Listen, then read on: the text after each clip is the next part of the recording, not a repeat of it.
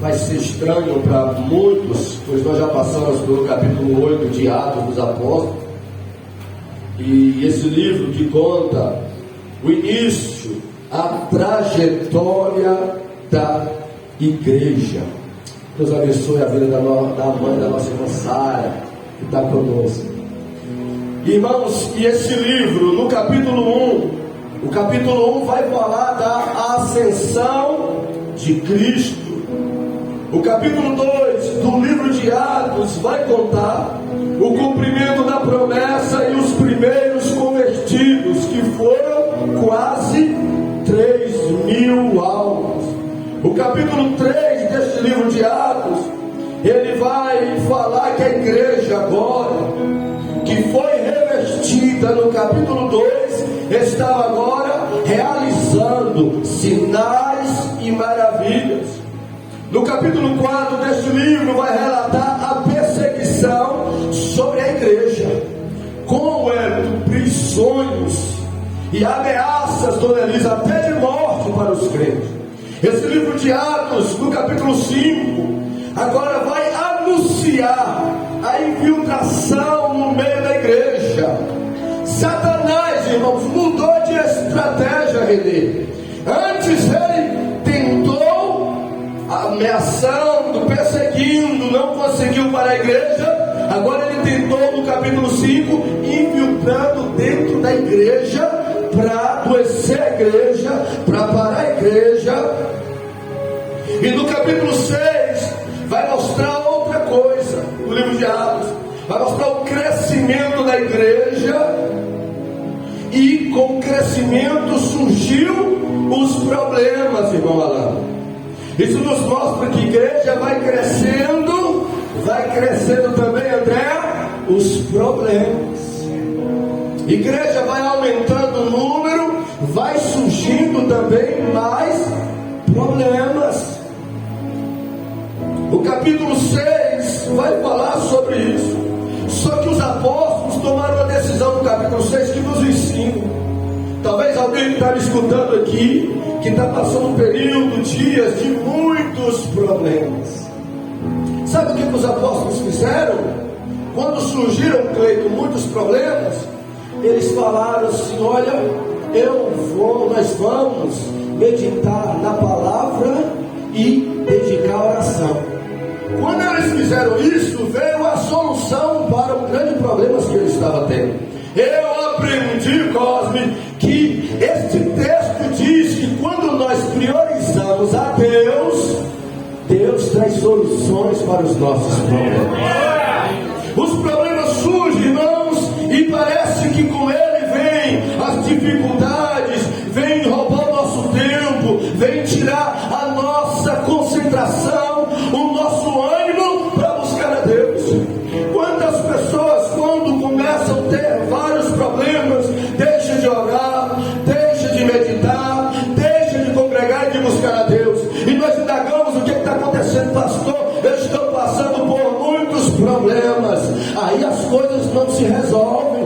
O capítulo 6 do livro de Atos nos mostra que para Deus nos ajudar, porque problemas todos têm, nem todos têm soluções, mas servimos a um Deus que tem soluções para todos os problemas. E nos problemas devemos priorizá-lo, devemos buscar a Deus, porque Ele vai nos trazer as soluções. Eu já sinto o Espírito de Deus dizendo para alguém: me priorize, porque eu tenho solução para você. Me priorize, porque eu vou te orientar, eu vou te abençoar, e esse problema insolúvel será resolvido, diz o Senhor. Carai, derada, chonderai, cabana, oh, bendito seja o Senhor. Atos capítulo 7 vai nos levar, irmãos, esse capítulo 7, para dentro de um sinédrio, um lugar onde se reunia autoridades religiosas, Will. E nós entramos dentro desse sinédrio capítulo de número 4. E naquela ocasião, um dos diáconos que foram separados, no capítulo 6, está sendo interrogado, indagado sobre a ameaça acerca do Cristo no qual ele acreditava, Gilson. E o nome desse diácono é Estevão. E naquela ocasião, Estevão começou a falar sobre a ameaça, Vânia, diante de 71 autoridades. E ele começou a pregoar, começou a falar da história dos hebreus, começou a dizer sobre Abraão, depois ele falou sobre Isaac, depois ele falou sobre Jacó, e depois ele começou a pregar para este povo, dizendo que o Deus deles, que este Deus que nós estamos adorando, Deus cuidava deles, porque Deus levantou José para cuidar do povo dele. E ele, neste sermão e nesta mensagem, Estevão vai pregando e vai falar assim: olha, Deus levantou José para cuidar do povo dele, para providenciar o que o povo estava precisando para sobreviver. Aí ele vai agora sair de José e vai entrar em Moisés. Moisés, ele já não fala de provisão, Moisés, ele já fala de libertação. Ele vai dizer agora que Moisés, Deus levantou para libertar o povo dele. E depois ele vai falar que Deus deu continuidade através de Josué. E depois veio Davi, o rei, veio Salomão, seu filho. E ele começou nesse sermão a pregar, até falou da construção do templo de Jerusalém. E aí chegou em Jesus Cristo, porque a mensagem, irmãos, mensagem tem que ter ele, mensagem não pode tirar ele. Podemos pregar sobre Abraão, podemos pregar sobre José, podemos pregar sobre Davi, podemos pregar sobre Ruth, mas não podemos deixar de falar do Nazareno, porque ele é quem salva, ele é quem cura, ele é quem transforma, ele é quem batiza no Espírito Santo. Então é necessário, é preciso um pregador falar de Cristo. E uma mensagem como eu gostaria de ouvir, de estar lá naquele dia ouvindo este homem. Estevão era nada mais, nada menos do que um homem de bom testemunho aonde ele vivia. Era um homem exemplar. Estevão era nada mais, nada menos como um homem cheio do Espírito Santo. Estevão não era nada mais, nada menos do que um homem cheio de sabedoria. Coisa boa é nós ouvirmos alguém de bom testemunho, alguém cheio do Espírito Santo e alguém cheio de sabedoria. Você pode indagar, então houve uma grande quantidade de conversão, porque Estevão estava pregando para muitas pessoas, um homem cheio de Deus, um homem cheio de sabedoria, um homem de bom testemunho. Todo mundo converteu. Pelo contrário, irmãos, depois que este homem pregou esta mensagem poderosa, cheio de Deus, o texto vai nos dizer que ao invés deles mudarem, eles ficaram furiosos com Estevão. Me coração. Ao invés deles tomar posse, ouvir Deus falando através daquele mensageiro, a Bíblia vai dizer que eles ficaram furiosos e decidiram matar Estevão. Meu Deus, o que eu entendi com isso? É que o Evangelho que transforma quem crê é o mesmo que condena quem resiste. Nem sempre Cristo, o Evangelho pregado com sabedoria, com unção e com poder, vai transformar todo mundo, porque nem todo mundo quer ser transformado. Quem quer ser transformado ouve a palavra, se sujeita à palavra e é transformado pela palavra. Mas muitos, como naquele dia, ouviu a palavra, os dentes rangiam contra o pregador, eles ficaram furiosos contra Estevão, querendo matar. Estevão. O que eu aprendo com isso? Que a mesma palavra que aquebranta os que recebem é a mesma que endurece aqueles que rebatem a palavra. Tem gente que a palavra vai sendo ministrada através do louvor, através de orações, através de mensagens. A pessoa vai recebendo, a pessoa vai se rendendo, ela vai sendo quebrantada. Em contrapartida, outros que não se sujeitam, irmão, fica pior do que estava. Ficam piores, ficam mais duros, ficam mais insensíveis, ficam mais resistentes. O que eu aprendo nesta ocasião com Estevão?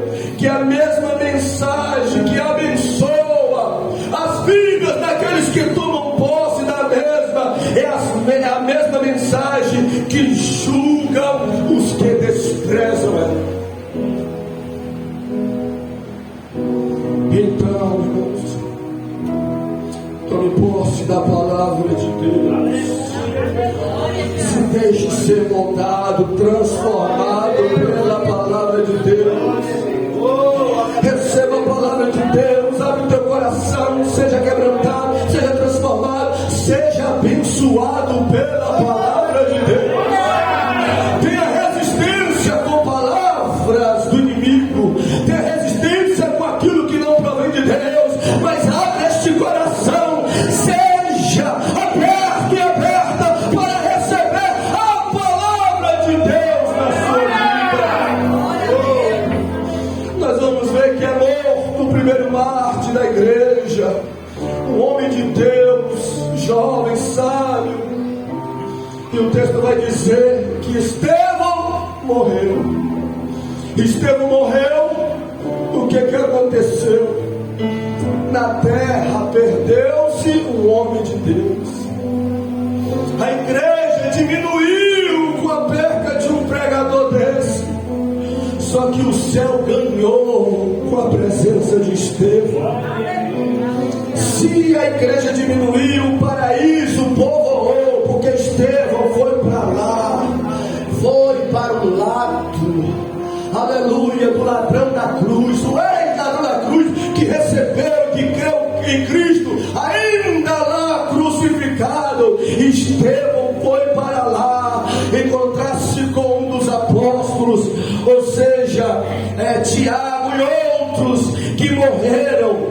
De verdade que Tiago morreu depois, mas eles foram para o paraíso. E se Estevão morresse hoje, eu poderia falar que Estevão foi encontrar com o irmão Valmir no paraíso. Se Estevão morresse hoje, eu diria que Estevão foi morrer com a nossa saudosa irmã Maria da Ajuda, que converteu também no final da sua vida. E por que não falar da mãe da irmã Iracema, do pai do nosso irmão I, da nossa irmã Creuza, irmãos que partiram em Cristo e que estão no paraíso, porque Cristo garante a salvação daqueles que se rendem a Ele, daqueles que creem nele, daqueles que tomam posse da sua palavra. Estevão morreu, mataram este homem de Deus apedrejado. Mas pastor, então, uma situação dessa, o povo ficou contra, não teve apoio de ninguém para uma barbaridade dessa, apedrejar até a morte um pregador do evangelho, um homem cheio de Deus, cheio de sabedoria e de bom testemunho. É o que nós vamos ver, irmãos, no capítulo de número 8. Diz assim que e também Saulo consentiu na morte dele, e fez-se naquele dia uma grande perseguição contra a igreja que estava em Jerusalém, e todos foram dispersos pelas terras da Judéia e da Samaria, exceto os apóstolos. O texto diz que Saulo não ficou revoltado, Saulo não ficou contra, Saulo não se opôs àquela atitude. O texto diz que Saulo consentiu com a morte daquele homem de Deus. E a Bíblia fala, irmãos, que quem peca, quem comete pecado, está sujeito a julgamento, mas quem apoia também quem peca. Cuidado, cuidado, para você não querer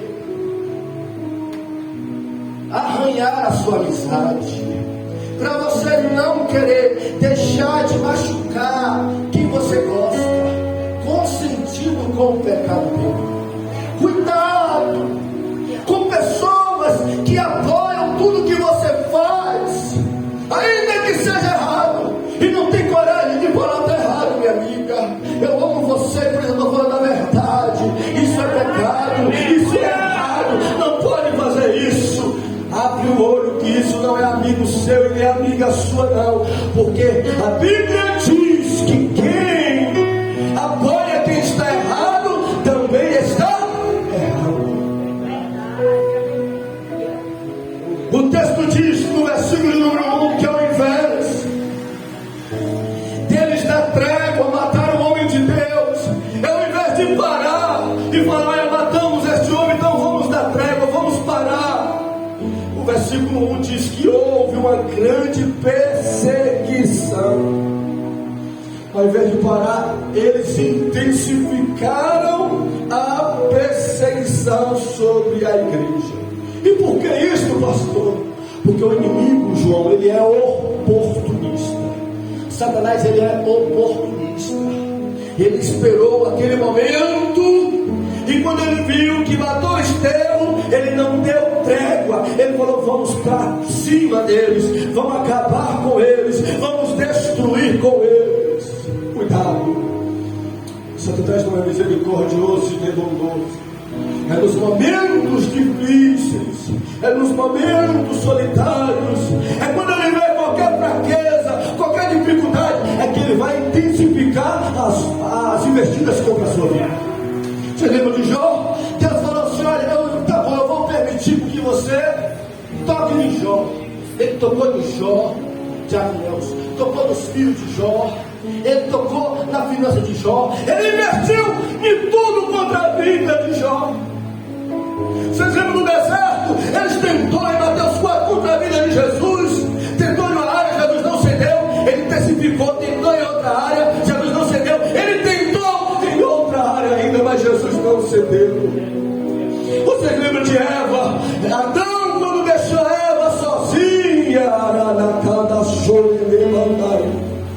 o texto diz olha, que o inimigo se aproximou e tentou ela. É Satanás que gosta de aproveitar quando um cônjuge está sozinho para aproveitar. Tem gente que dá lugar ao diabo, irmãos. Aí quando vê que a mulher não está do lado do marido, intensifica como fez a serpente. Adão não estava do lado da Eva, a mulher não vê, aleluia, que o marido não está com a esposa do lado. Aí o inimigo usa ela para intensificar contra o marido. Mas vigia e cuidado, porque Satanás ele verte, ele intensifica. Se ele verte para nos destruir, Jesus nos dá graça para vencermos e sermos abençoados. Hoje tem graça do Nazareno aqui. O inimigo pode estar intensificando, investindo contra a tua vida, aleluia, contra a tua saúde, contra as tuas finanças, contra a tua família, como fez com Jó. Mas Jesus está dizendo, tenho graça, tenho favor, eu vou te ajudar. Ele pode estar investindo contra alguém que tem um ministério, um chamado, mas o Espírito de Deus está dizendo, se sujeita a minha palavra, como se sujeitou Cristo, porque eu vou te ajudar a vencer. Ele vai sair, ele vai sair, ele vai sair, ele vai sair, em nome do Senhor Jesus Cristo. Eu que não duvide que alguém possa estar passando por uma investida conjugal, no matrimônio, estou dentro da palavra, mas o inimigo não vai vencer, ele não vai conseguir destruir, porque maior é Deus Jesus que está aqui para desfazer todos os laços dele.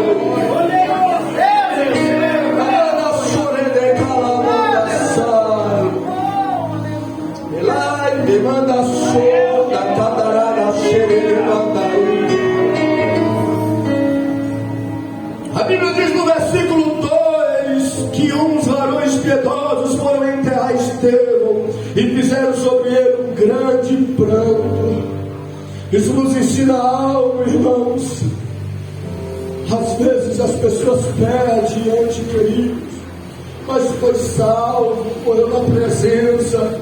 Aí parece que quando a pessoa morre salvo, morre na presença de Deus, parece que nós não devemos chorar pelas mesmas.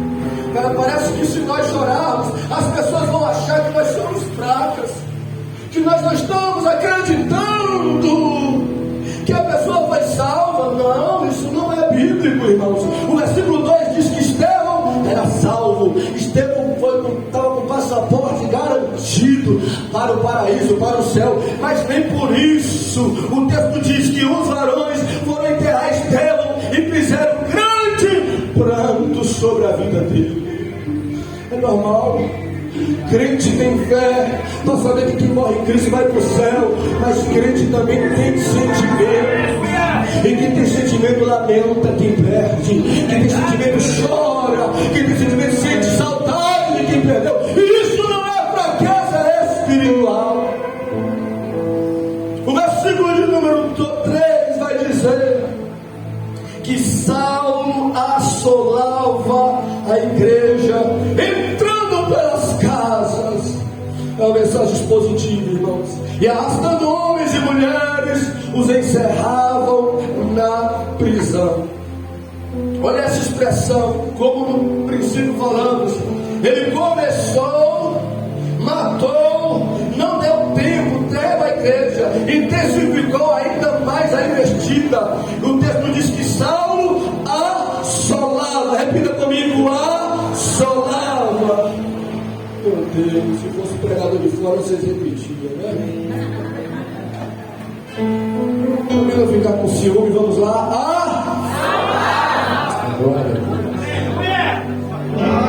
Assolava, irmão, significa assolar, significa no verbo assolar, que é destruir, arruinar, devastar, arrasar. Deixa eu dizer, Saulo estava arrasando com a igreja. O versículo de número 3 diz que Saulo estava arruinando com a igreja. O versículo 3 diz que Saulo estava devastando a igreja. O versículo 3 diz que Saulo estava destruindo a igreja, irmãos. Aleluias. Com tanta fúria, com tanta investida do inimigo, sabe o que os irmãos fizeram? Eles começaram a entrar dentro de casa, ficaram com medo, ficaram assustados, ao ponto de nem querer sair na rua. A perseguição era intensa, era forte, e os cristãos entraram para dentro de casa para se proteger e se guardar. Então ele parou, não. O versículo 3 diz que Saulo entrava dentro das casas, arrastava homens e mulheres e encerrava eles na prisão. Irmãos, para o evangelho chegar até você, para essa palavra chegar até nós, homens e mulheres sofreram muito, valorize. Homens e mulheres padeceram muito. O cristianismo, muitos deram a vida deles para a palavra chegar até nós. E o que aconteceu? O texto diz, o versículo 3, 4: mas os que andavam dispersos iam por toda parte anunciando a palavra.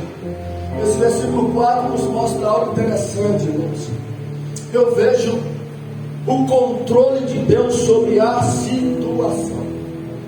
Diz que alguns estavam lá em casa, eles prendiam, arrancavam de casa, outros já não ficavam em casa, tiveram que mudar de cidade, tiveram que sair da sua região, e por onde eles iam, alguém pode dizer, pastor, então por onde eles iam? Eles não iam falando de Jesus, porque estavam com medo, eles não iam anunciando. O versículo 4 diz que não, diz que eles iam, aleluia, mas iam anunciando a palavra de Deus, sob pressão, sob ameaças, mas os que saíram de lá, saíram como dissesse: eu vou sair da minha casa, eu vou mudar de cidade, mas eu não mudo de Deus, eu não mudo de mensagem, eu vou continuar falando de Cristo, eu vou continuar fazendo a obra dele, eu vou continuar dizendo que ele é o Filho de Deus.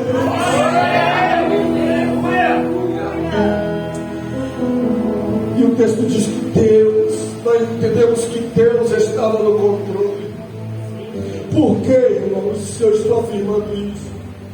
Porque o Evangelho, depois de tantas coisas aconteceram lá, ficou retido lá em Jerusalém. Satanás intensificou, usando Saulo para destruir a igreja. E Deus no trono, porque alguém pode ter pensado, me ouvindo aqui: mas pastor, cadê Deus? Cadê a proteção de Deus, que matou Estevão e está perseguindo os crentes, que Deus não faz nada? Deus estava permitindo toda essa situação para cumprir com o propósito dele. E qual era o propósito dele? Anunciar o Evangelho nas outras regiões. Porque a igreja, Jesus falou em Atos 8: eu vou revestir vocês, e depois vocês vão ser minhas testemunhas. Em Jerusalém, em Samaria, em Judá, até o confim da terra. Eles receberam o revestimento e ficaram paralisados, ficaram detidos. E Jesus não vai investir na vida de ninguém para ficar estagnado, para ficar paralisado. Deus está dizendo: eu vou investir na tua vida, mas é para você se movimentar, é para você levar minha palavra, é para você propagar o meu nome, é para você ajudar vidas. O capítulo, versículo 4 nos mostra que Deus está no controle. Satanás se levantou como se dissesse: vou acabar com esse movimento, vou acabar com essa igreja agora. Apocalipse 6, 5, 6 diz que o cordeiro que está sentado sobre o trono. Esta expressão de Apocalipse 5, 6 nos anuncia, sabe o que quer dizer? Que Cristo tem o domínio de todo este mundo. Ele tem o controle de todas as situações. Isso traz um conforto para a minha alma tão grande, irmãos. Porque se Satanás estivesse no controle e no domínio, eu estava frito como ministro de Cristo. Mas quem está no controle da minha vida e do mundo não é Ele. Quem está sob o trono é Jesus. É Ele que tem o controle, é Ele que tem o domínio, e isso nos traz segurança e confiança. Talvez alguém não está entendendo o que está acontecendo, pode estar passando por situações adversas, o inimigo pode estar prevalecendo contra você, e você está perguntando: cadê Deus? Deus está no trono, cadê Jesus? Está no trono, o inimigo está prevalecendo contra mim. Fica tranquilo, Deus não está dormindo, Deus está vendo, Ele está sabendo. Se Ele ainda não interviu, Ele está permitindo o inimigo investir contra a tua vida, porque Ele tem um propósito maior. Ele tem um propósito maior, e um dos propósitos, qual é, pastor? É o teu crescimento. O inimigo levantou para destruir a igreja. Deus olhou do céu e disse: eu vou deixar investir, porque com esta investida a minha igreja vai crescer. Satanás se levantou contra a tua vida, a tua casa, dizendo: eu vou destruir ela agora, eu vou acabar com ele, eu vou acabar com a fé, com esta família. E Jesus falou: eu vou deixar, porque através dessa luta ele vai crescer espiritualmente, através desta perseguição ela vai me buscar mais. Fique tranquilo, é a resposta de Deus para a tua vida. O inimigo não vai, ele só vai até onde Deus permite, e se ele está permitindo isso, é porque ele tem propósito melhores para a sua vida. Levante a tua mão e receba esta palavra de Eclesiastes 7:8, que diz: melhor é o fim das coisas do que o começo dela.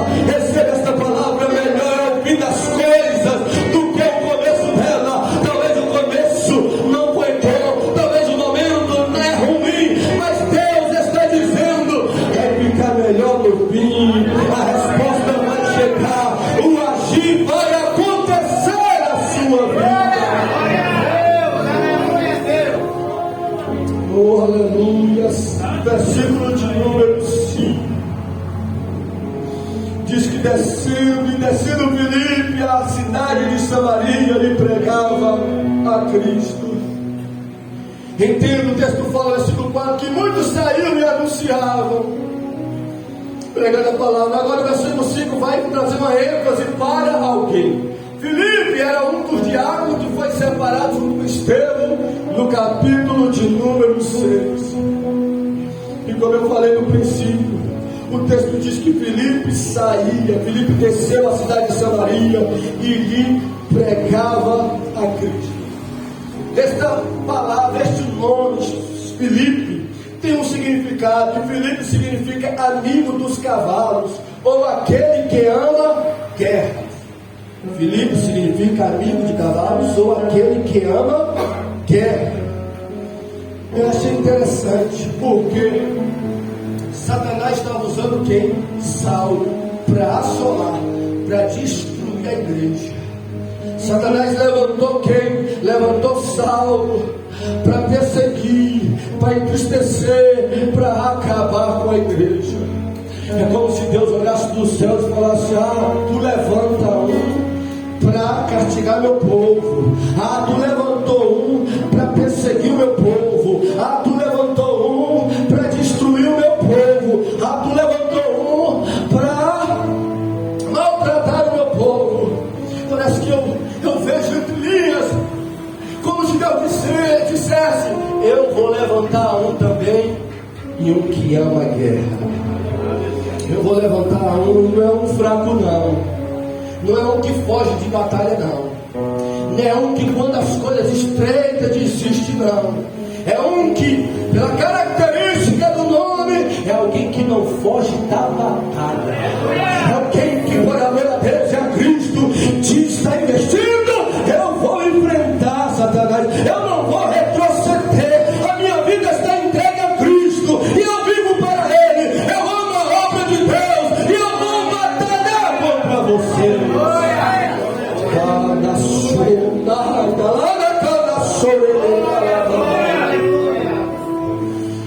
Se o diabo tem, irmãos, os salvos para levantar, Deus tem os Filipes para surgir pelas guerras. E o Espírito de Deus está me dizendo que tem pessoas que Ele vai levantar nesta noite. Tem pessoas que vão sair do anonimato. Filipe, que estava no meio da multidão, que estava pregando só, agora aparece frisando o versículo 5, descendo Filipe. Deus vai te levantar, meu irmão. Deus vai te levantar, minha irmã. Ele tem um propósito com a sua vida.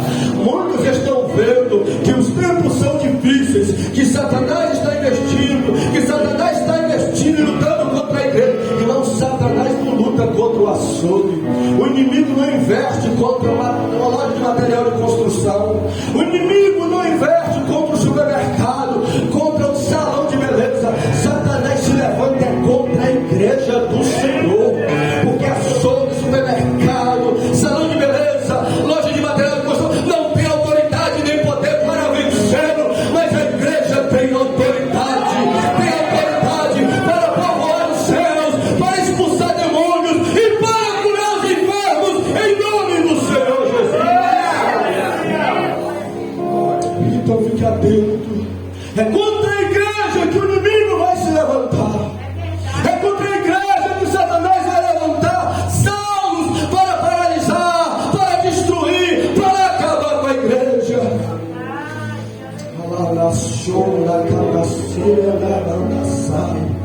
Eu acredito, Espírito de Deus, Ele está me dizendo: você vai ver com seus olhos pessoas neste lugar. Eu vou levantar. Os tempos estão difíceis, o inimigo está investindo contra esta obra, contra este lugar, mas assim diz o Senhor Deus: desta casa eu levantarei homens e mulheres. Eu suscitarei no meio de vocês homens e mulheres com graça, com unção, com poder, com ousadia, com dons espirituais. Eu levantarei com ministérios para guerrear, para combater e para vencer as investidas do adversário. Assim diz o Senhor para a sua vida. Abre as tuas mãos e veja os teus olhos. Se você é um desses como Felipe, eu já começo a ministrar sobre a sua vida. Mais do Espírito, mais da graça, mais da unção. Eu ministro em nome do Senhor Jesus dons espirituais sobre você, dons espirituais sobre a sua vida. Ele vai te levantar, Ele vai te capacitar, Ele vai te revestir e Ele vai te usar para a glória de Cristo. Aleluia! Glória a Deus! Versículo de número 6 diz assim: e as multidões unanimemente prestavam atenção ao que Filipe dizia, porque ouvia e viam os sinais que ele fazia. Agora eu entendi porque o Espírito Santo mandou ministrar isso no capítulo 5, versículo 5. Porque antes, olha o 6 o que diz. O 6 diz que as multidões unanimemente prestavam atenção no que Filipe dizia, porque ouviam e viam os sinais que ele fazia. Porque antes de fazer sinais e maravilhas, tem que receber do Espírito de Deus o poder, a autorização para realizar tais feitos. Então, por isso que ele já mandou. Isso é coisa que nós que pregamos deixa para o final, mas nós que pregamos fazemos uma programação, mas quando estamos no altar, com o microfone, na dependência dele, quem dirige é ele, quem manda é ele, quem fala é ele, o que ele quer fazer. Espírito de Deus, faça o que tu queres nesta noite nas nossas vidas. O texto diz que Filipe guerreava, pastor, guerreava. Filipe que ama guerra. Ele guerreava como? Qual eram as armas? Ele usava o que? Usava arma de fogo. Filipe lutava contra o inimigo, contra os adversários. Com que tipo de arma, pastor? Com espada, com porrete. O versículo 7 vai dizer como ele lutava essas guerras. Pois que os espíritos imundos saíam de muitos que tinham, clamando em alta voz, e muitos paralíticos e coxos eram curados. Filipe guerreava esta batalha, sabe como?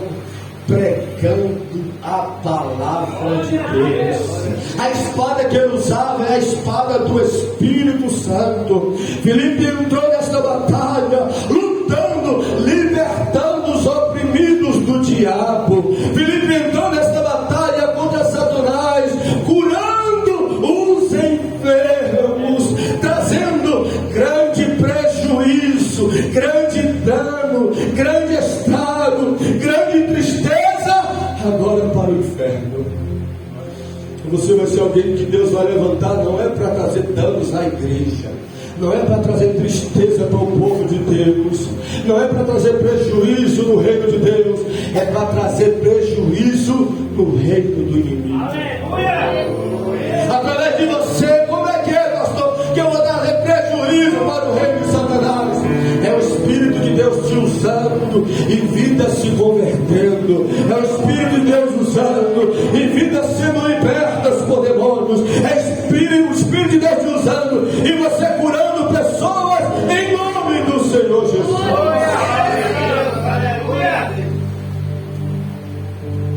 Versículo de número 8, para a gente finalizar, vai dizer que havia grande alegria naquela cidade. Irmãos, Samaria até o momento vivia sob uma opressão maligna muito grande. Samaria até o tempo presente vivia normal. muitas pessoas doentes, muitas pessoas oprimidas por demônios. Vivia uma tristeza, uma opressão terrível, maligna. Só que o versículo diz que quando Deus levantou, começou a agir através de Filipe naquele lugar, o texto vai dizer que a opressão, que o sentimento de tristeza, de desgosto daquela cidade deu lugar para o sentimento de alegria. O versículo diz que havia grande alegria naquela cidade. Vai chegar um novo tempo, está chegando um novo momento para a sua vida, está chegando um novo período de Deus. Aleluia. Parece até que eu estou pregando uma mensagem no mês de dezembro, né, irmãos? Falando que está chegando um novo tempo para a sua vida, um novo momento, uma nova ordem de Deus, que vai trazer tanta alegria para você, quanto para os que estão em sua volta. O momento de Deus está chegando, diz o Senhor. Alai na soca manda ser, lá manda cantará na sore de candai, te manda soca dai, e lá na sore de candai da manda ser, e te manda sai, ore de pandei manda sore de calma fora. Está chegando o tempo, tenho te preservado e te guardado para este momento. Alai do sorará, e camanda serene conta lá na sai. Tenho investido na sua vida. Tu és meu, tu és minha. Eu te escolhi, te separei dentre os meus. Alada sou, calamanda serene quanta calabandai. E através de ti muitas vidas serão alcançadas. Através de ti muitas vidas serão transformadas. Através de ti muitas pessoas serão curadas. Através de ti muitos serão libertos. Através de ti muitos ficarão alegres, mudarão de estado, da opressão para o alívio, das trevas para a luz.